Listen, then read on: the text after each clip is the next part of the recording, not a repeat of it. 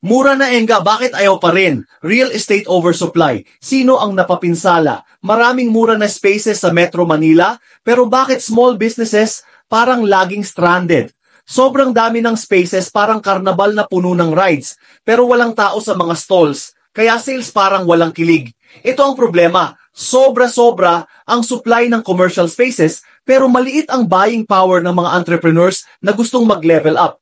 Kung saan mura, doon mahirap makakuha ng customers. Kasi sobra ang choices, kaya small sellers napipilitang magtago sa dilim, parang anino sa ali ng lungsod. Solution?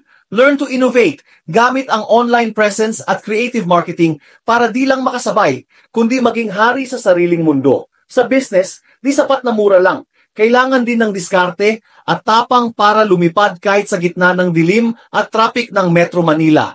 Kaya mga entrepreneurs, kapit lang. Dahil sa bawat challenge, may opportunity na naghihintay na sumikat at mag-angat. Keep dreaming, keep doing, dahil ang tunay na tagumpay, hindi sa mura na kabase, kundi sa puso at sipag na di matitinag.